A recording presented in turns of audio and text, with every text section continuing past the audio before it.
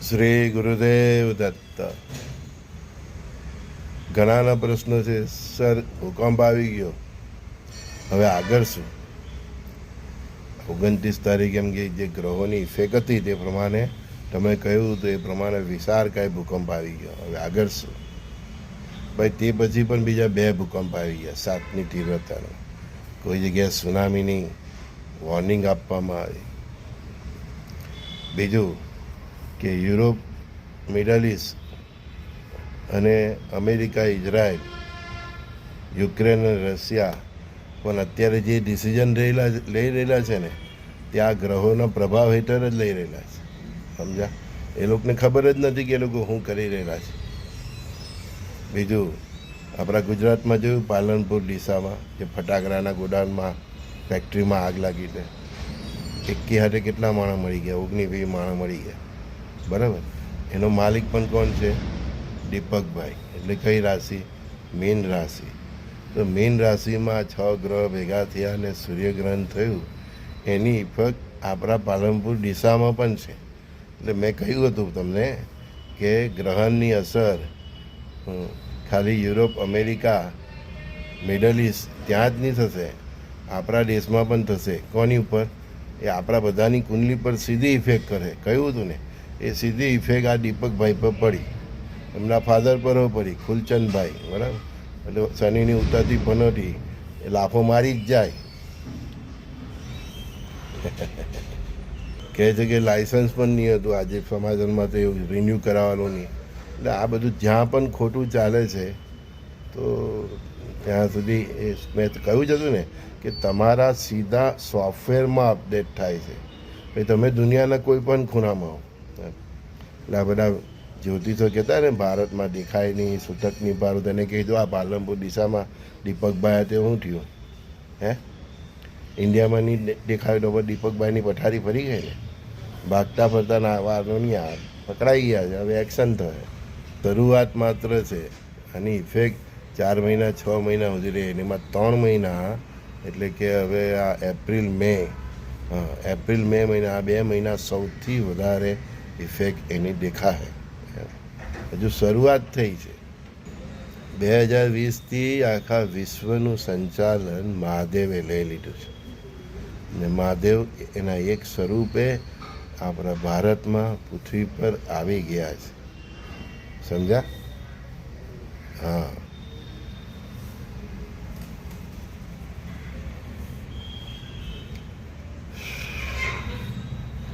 મહાદેવ જ બચાવશે આપણા દેશને. કૈલાસ પર બેહેલા છે ને તે વ્યર્થ નથી જવાનું. આ પરારૂપની શિવ ભક્તિ વ્યર્થ નથી જવાની. આખું શ્રાવણ મહિનામાં આપણે હર હર મહાદેવ કરીને જે ભક્તિ કર્યા છે ને ભાઈ, તે વ્યર્થ નથી જવાની. પણ મહાદેવ હવે એટલું ઉગ્ર સ્વરૂપ ધારણ કર્યું છે કે એમના કાર્યમાં 2020થી 2040 સુધી કોઈ દેવ હસ્તક્ષેપ કરી શકે એમ નથી. જ્યારે મહાદેવ ખુદ એના રુદ્ર સ્વરૂપ રૂપે, એનો એક રુદ્ર અવતાર છે એનો, એ સ્વરૂપે જ્યારે સંહાર કરી રહ્યા હોય તો કોણ દેવ વચ્ચે આવે? કોઈ નહીં આવે. માનવ જાતિના આ પાટલી સદીના પાપ જ એવા છે. અત્યારે પાપ એટલા વધી ગયા છે કે આ પૃથ્વી પણ અસુરોની ભૂમિ થઈ જાય એમ હતી. એટલે કે થઈ ગઈ છે. તો માનવ જાતિના પાપ જ એટલા ઓછા છે. અને અસુરો માટે અમુક લોક બનાવેલા જ છે તો કે આ પૃથ્વીને હવે અસુરોની ભૂમિ બનવા દે ભગવાન? નહીં બનવા દે. એ પૃથ્વી એ જ તો લક્ષ્મી છે.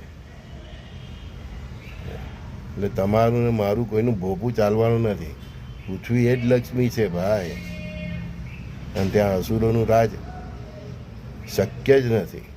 એટલે મહાતાંડવ કન્ફર્મ છે, ચાલી જ રહેલો છે. આમાં કોઈ દેવ હસ્તક્ષેપ કરી શકે એમ નથી. તમારા કે મારા ગુરુ પણ હાથ જોડી દે. આપણે બધાને જે ગુરુ મંત્ર આપ્યા, ભક્તિને માર્ગે વાળી દીધા એના માટે કે આપણો સૂરીનો ઘાસ સોંયથી જાય. આ જેટલા ગુરુઓ અવધૂતો થઈ ગયા પાછલી સદીમાં, સાંઈ બાબા થઈ ગયા, ગજાનંદ મહારાજ થઈ ગયા, જેટલા પણ અવધૂતો થઈ ગયા, રંગ અવધૂત મહારાજ થઈ ગયા, વિશ્વનાથ અવધૂત મહારાજ થઈ ગયા, બજરંગદાસ બાપા થઈ ગયા, આ જેટલા અવધૂતો થઈ ગયા ને એ પોતાની બ્રાન્ડ બનાવવા નહીં આવેલા. આપણે બધાને આ 2020થી જે મહાદેવનું તાંડવ ચાલવાનું હતું ને એ દરેક જણ પોતપોતાના ભક્તોને બચાવવા આવેલા, આપણે બધાને બચાવવા આવેલા. એટલે આપણને એક માર્ગ ચીંધી ગયા ને એ માર્ગ પર જેટલા ચાલ્યા છે ને હજુ પણ ચાલશે તે આ મહાદેવના રુદ્ર અવતારના તાંડવથી બચી જાય.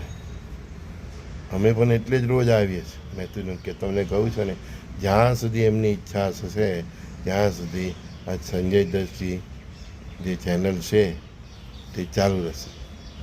ઇધારે ઉપરથી હુકમ આવ્યો એટલે આપણું આ ચેનલ બંધ.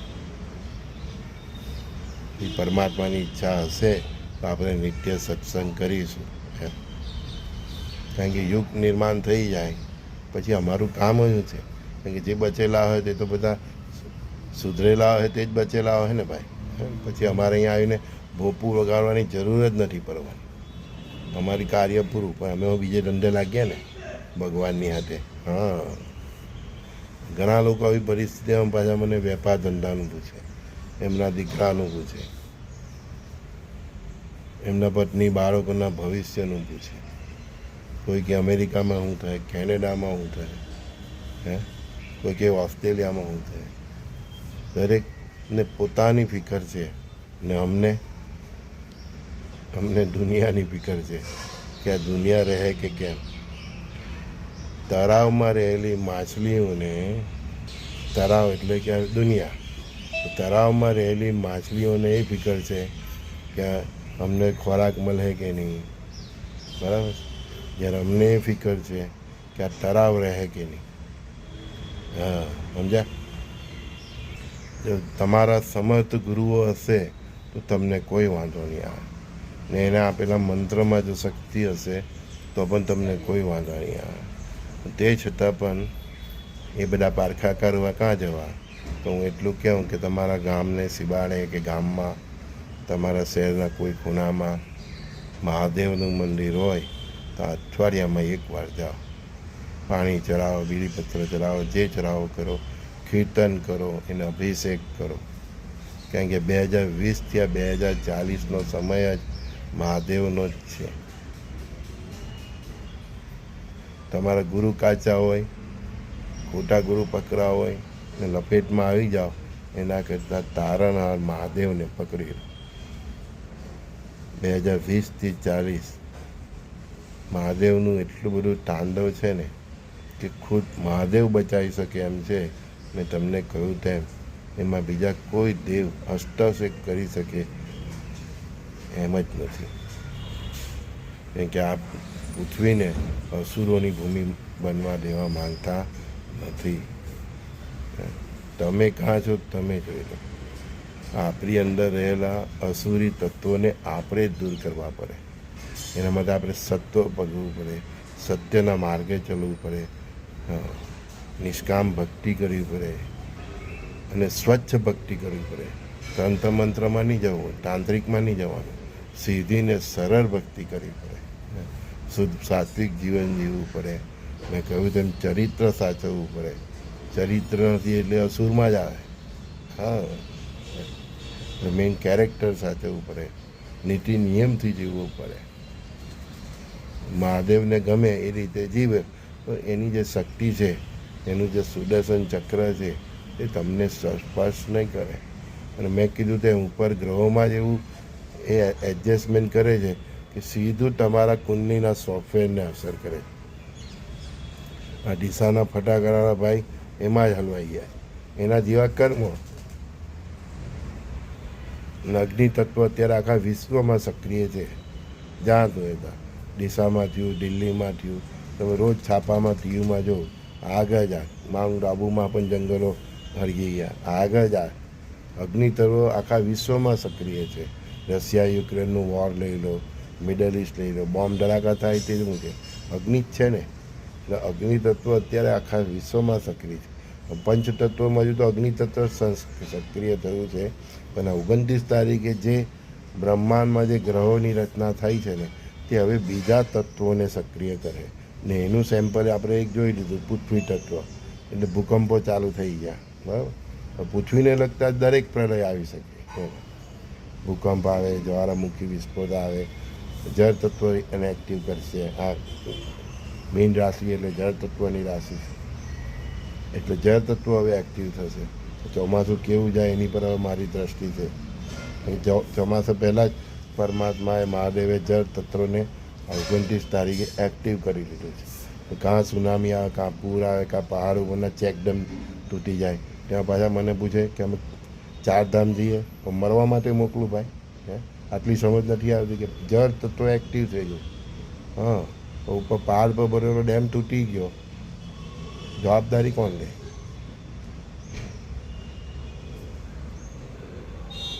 પૃથ્વી તત્વ પર એક્ટિવ થઈ ગયો છે, પહાડ ધસી જાય, જવાબદારી કોણ લે? હે, ભૂકંપ, ભૂસ્ખલન સમજાય છે કે નહીં? અરે ભાઈ, તમે સનાતન ધર્મના હિન્દુઓ છો, આટલી આપણી સંસ્કૃતિની બેઝિક વાત પણ તમે નથી સમજતા. અને પાછા પ્રશ્ન છે હું 4 ધામ જાઉં? મરવા મોકલું ભાઈ તને? હે, ખબર જ છે કે પંચ તત્વોને પરમાત્મા એક્ટિવ કરેલું છે. અગ્નિ તત્વ છેલ્લા 2 વર્ષથી એક્ટિવ છે, 3 વર્ષથી. ને જળ તત્વ એક્ટિવ થાય છે. કોઈ મને મફત બેહાડે ને સ્ટીમરમાં તો હું નહીં બેહું. ક્રૂઝની મુસાફરીની મફત ટિકિટ મોકલાને તો પણ નહીં બેહું. હા, એની જે શક્તિને એક્ટિવ કરે છે એનો ઘા કાં પડે તે થોડો આપણને એનો આવે. અને જ્યારે ભગવાન પણ કહે ને ચાલો તને બધું ખબર જ છે, મેં તને કીધું જ છે, તને આટલું જ્ઞાન આપ્યું તો તું પરવા નીકળી પડ્યો, પછી એ કંઈ નહીં કરે. તમારા સુધી શબ્દો પણ એટલા માટે જ પહોંચે છે કે એણે જ્યાં જ્યાં શક્તિને છોડી છે ત્યાં તમે નહીં પહોંચો. ભવિષ્યમાં બહુ સમય આવશે ત્યારે ફરજો હરજો નહીં. હમણાં માંડીવાળો સમય બહુ ખરાબ છે ભાઈ. હા, કુંભ સ્નાન કરવા ગયા ત્યારે કેટલા મહિના, ઘણા તો કુંભ સ્નાન કરી જતા તો રસ્તામાં મહિના એક્સિડન્ટમાં, નાહીને આવતા તો એક્સિડન્ટમાં મહિના. હું સ્નાન કર્યું એને, પાપ ધોવાઈ ગયા તો પછી એક્સિડન્ટ કેમ થયું? જવાબ આપો નહીં મને. સ્નાન કરીને આવ્યા તો રસ્તામાં એક્સિડન્ટમાં મરી ગયા. વાંચ્યું છે ને આપણે ટીવી પર ને છાપામાં. તો એના પાપ ધોવાઈ ગયા કુંભમાં. તો કયા પાપથી એક્સિડન્ટમાં મર્યો? જવાબ આપો ને.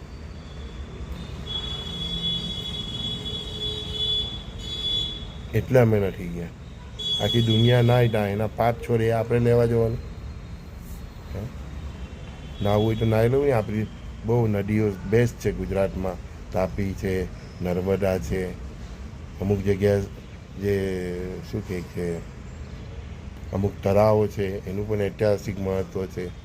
ત્યાં સ્નાન કરી લો ને. અરે ભાઈ, તમારા ખેતરમાંથી જે પાણી નીકળે છે ને એને પણ તમે તાપી, નર્મદા અને ગંગાનું સ્મરણ કરીને સ્નાન કરી લો તો એ કુંભ સ્નાન જ છે. આ કુંભ સ્નાન સાધુઓ, અવધૂતોનું છે. એ લોકોના દર 12 વર્ષનો જે હિસાબ હોય, જે સંકલ્પ કરેલો હોય તે સંકલ્પ છોડવા અને ફરીથી સંકલ્પ લેવા, અને એ 12 વર્ષના જે એના કાર્યો છે તે પરમાત્માને સુપૃત કરવા જાય. બેગાની સાદી મેં અબ્દુલ્લા દીવાના, આપણે શું લેવા દેવા દેવાનું? આપણે એટલા સમર્થ થયા છે, આપણા એટલા કર્મ સારા છે, આપણે આ છેલ્લા 12 વર્ષમાં એવા કોઈ કર્મ કર્યા છે કે આપણે એ ભગવાનને અર્પણ કરવા જવાના હતા? ખાલી નાઈ નેવાથી જ બધાના પાપ ધોવા જાય તો દુનિયામાં તો લોકો રોજ પાપ કર્યા કરે ને નાયા કરે. થઈ રહ્યું તો પછી ભગવાને તો એ નદીને પણ પછી ઉપર બોલાવી લેવી પડે. રહેવા દે હવે. 12 વર્ષના 144 વર્ષ થાય 12 વખત, એટલે એનું એક મહત્ત્વ હતું. તે આપણા કરતાં એ સાધુઓ, અવધૂતો માટે હતું, આપણા માટે નહીં. આપણામાં પણ જેની એટલી ભક્તિ હોય તેને જવું જોઈએ, પણ એ માણસની જેટલી ભક્તિ હોય, પવિત્રતા હોય, આ દુનિયામાંના પેલા પાપ છોડી ગયેલા હોય એને ચીપકી જાય. એટલે તો કહ્યું કે સ્નાન કરીને આવ્યો એના પાપ ધોવાઈ ગયા તો એક્સિડન્ટ થઈને કેમ મરી ગયો? પાપ ધોવાઈ ગયા તો પછી એક્સિડન્ટ થવું જ નહીં જોઈએ ને. આ બધી સમજણથી જ અમે લોકો આમાં પડતા જ નથી. ઘરે જ અમારે તાપી નદી છે ત્યાં સ્નાન કરી લીધું. હા, ઘણા પૂછે સર સોનામાં પૈસા રોકીએ, ચાંદીમાં રોકીએ. તો બધા સોના ચાંદીમાં પૈસા રોકો, સોનું ને લાખની ઉપર પહોંચાડી દે. કોણ લે સોનું? તમને કહું, જે બિચારા મધ્યમ વર્ગના હોય એ લોકોના લગ્ન પ્રસંગ હોય, તમે આ સોનાને 1.5 લાખની ઉપર પહોંચાડી દો તો એ શું કરે? એ સોનું લેવાનું છે? એ સમાજમાં હવે સીધી જ વાત કરી દે, ભાઈ હવે આટલું મોંઘું સોનું અમારથી વ્યવહાર થાય નહીં. હા, એવો ટ્રેન્ડ આવવાનો છે. 20 તોલા ને 25 તોલા ને 50 તોલા મધ્યમ વર્ગવાળો 1 લાખ 1.5 લાખ રૂપિયાના ભાવનું સોનું કોણ લેવા? ને આટલો બધો પ્રલયને ડિઝાસ્ટર થાય, તમારી પાસે એ મોંઘું સોનું લેવાનું ને સોનું લઈને કરવાનું. હા, એક મિલકત રૂપે તમારી પાસે એ સ્થૂળ રૂપે એક સોનું છે, ચાંદી છે, તમે સંતોષ લઈ શકો. બાકી તમને એક સંકટના સમયમાં તમારું એ સોનું ચાનું લઈ લે અને તમને અનાજને દવા આપે તો ભૂલી જજો ભાઈ. એ શું કરવાનું સોનું? એ કોને વેચવા જવાનું?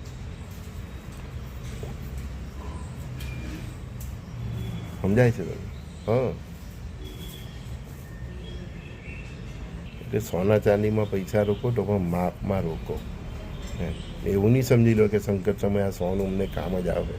આખા ગામમાં આગ લાગેલી તો એ તમારું સોનું લઈને શું કરવાનું?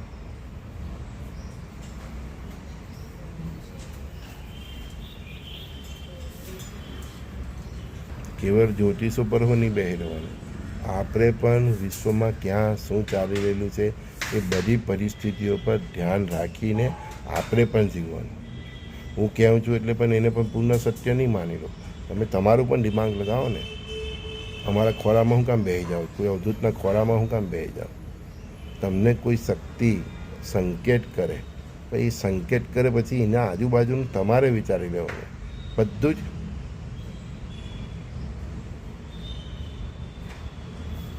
તમે પુણ્ય કરો તો અમને ભાગીદાર બનાવો છો.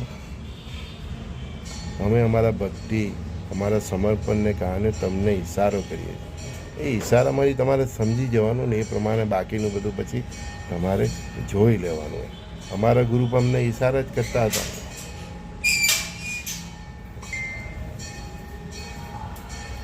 એક ભાઈ તો કે ડે બાય ડે શેર બજારનું તમે એમ કે અમને આપશો? નો, એના માટે અમે આવીએ છીએ. કમાઈ તું ને અમારા ધંધા આખો દાડા કર્યા કરવાનું. અમે એક ટિપ્સ આપી દઈએ, અમને જે દેખાય પ્રમાણે કહી દઈએ. ડિસેમ્બરમાં જ કહી દીધેલું કે ફેબ્રુઆરી માર્ચ શેર બજારને નીચે લઈ જાય. આ 3 મહિના પણ એટલા અઘરા છે. દુનિયાના શેર બજાર તૂટી રહેલા છે. શેર બજાર કાગળ જ છે. મેં બોલી જ દીધું છે કે ભાઈ કાગળ થાય એમાં પાછું કેટલું ઘટે ને કેટલું વધે ને. સોના ચાંદી માટે પણ તમને કહી દીધું કે તમે બધા જ પૈસા એમાં રોક કરો. તમારું સોનું લેવાનું કોણ છે? પૈસાનું જ કામ કરે ભાઈ. એવું કરવાનું સોનું રાખીને? બધા જ એને સોનું ધીરવા, પણ એ સોનું એનું કોને વેચવા જવાનું? ને કોણ એને છોડાવે? બધા જ લુખ્ખા થઈ ગયા હોય તો જ્યાં પૈસો છે ત્યાં પૈસાનું જ કામ કરે. ખેતીવાડી લો, અનાજ ઉગાડો, ફળ ફ્રૂટ ઉગાડો, એ કામ લાગશે. તમારું પણ પેટ ભરશે ને બીજાનું પણ પેટ ભરશે. ફ્લેટ નહીં, પ્લોટ લો, મકાન લો, એટલે કાંઈ ત્યાં કંઈ તમે ઉગાડીને પણ ખાઈ શકશો. ફ્લેટ હું બંધ પડે એટલે બધા ભૂકા થઈ ગયા. જોયા ને તમે હમણાં મ્યાનમારમાં જોયું ને? હા, ગવર્મેન્ટ બનાવવાની ત્યાં સુધી કઈ ના બનવાનું એપાર્ટમેન્ટ? ગવર્મેન્ટને લુખ્ખી થઈ ગયો તો તમને કોણ બનાવે આપે મકાન? ઇન્ટરનેશનલ લોન લઈને વર્લ્ડમાં બધા જ લુખ્ખા થઈ ગયા તો કોને લોન આપવાનું? આપણો પ્લોટ હોય, આપણી જમીન હોય તો ત્યાં આપણે મકાન બાંધીને રહી તો શકીએ, ત્યાં કંઈક ઉગાડીને ખાઈ તો શકીએ. ધીરે ધીરે સ્વાવલંબી બનવાના સમય આવી રહ્યો. જેનામાં કંઈ ને કંઈ કારીગીરી હશે ને તે ફાવશે. કારણ કે ખાલી જે ઓફિસમાં માહીને દિમાગ ચલાવીને ખાલી ડિગ્રીઓથી જે બધા પગાર લે છે ને બધાને તકલીફ પડવાની છે. કારીગીરી હોય તે ફાવે. જે ટેલરિંગનું કામ જાણતો હોય તે કોઈનું કામ કરે તો 2 પૈસા મળે. જે મિસ્ત્રીનું કામ કરતો હોય, જે રૂવાન, જે આપણી જે અસલ પરંપરા છે એ પરંપરા પ્રમાણે આપણને કોઈને કોઈ કારીગીરી આપણામાં હોવી જોઈએ. ઇલેક્ટ્રિશિયનનું કામ આવવું જોઈએ, મોટર રિપેરનું કામ આવતું હોય છે. બોલ બચ્ચનોને તકલીફ જ પડવાની. ખાલી ડિગ્રીના કારણે ઓફિસમાં બેસી ગયેલા તેની તકલીફ જ પડવાની છે. અત્યારે પણ તમે કોઈ પણ ફિલ્ડમાં હોય તો નોલેજ લેવ તો ડીપલી લેવ અને એવી રીતના લેવ કે ભવિષ્યમાં તમને એ નોલેજ કામ લાગે. તમારું એ નોલેજ કોઈ કંપની હોય તો જ એ કામનું છે, તો એ તમારા માટે અઘરો વિષય છે. એ નોલેજથી તમે તમારા માટે 2 પૈસા કમાઈ શકો એ રીતનું નોલેજ મેળવો. તમે દાખલા કોઈ ઇલેક્ટ્રિશિયન છે, એને કોઈ કંપનીની જરૂર નહીં પડે, મને એને તમને જરૂર પડે એટલે આપણે એને બોલાવવાના. આજકાલના લોકોના ભણતર એવા છે, એ લોકોને કંપનીઓમાં જોબ મળે, બેંકમાં જોબ મળે તો નહીં તો કંઈ નહીં. આપણે તો અસલ નામું લખતા હતા, બરાબર ને? હા, તો એને કોઈ બેંકમાં નોકરી નહીં મળે કે મળે, એને નામું લખવાના પૈસા મળવાના જ છે. એટલે એ બધું તરફ થોડુંક પ્લાન બી જે અમે કહીએ છીએ ને, એમાં આ બધું આવે છે ભાઈ. બધું જ કહેવાનું ભાઈ. તમારે વિચારી લેવાનું કે આટલું મોટો ડિઝાસ્ટર થાય, મારી કંપની જતી રહી, મારો જોબ જતી રહી, તો હું શું કરીશ? એ તો તમારે જ વિચારો ને. કંઈક તો આવડત હોવી જ જોઈએ ને. ખાલી ફેશન કરવા, સારા સારા કપડાં પહેરવા, મોલમાં ફરવું, દુબઈ ફરવું, મસ્કટ ફરવું, દાર્જિલિંગ ફરવું, બસ એટલું જ આવડે છે? કારીગીરી તો હોવી જોઈએ ને. 2 ટાઈમ રાંધીને ખાઈ શકો એટલું પણ આવડવું જોઈએ.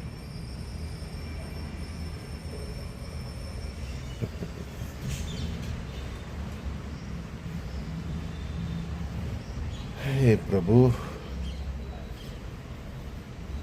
એવી શિક્ષણ પદ્ધતિ અંગ્રેજો મૂકી ગયા ને, આપણને બુઠ્ઠા બનાવી દીધા છે.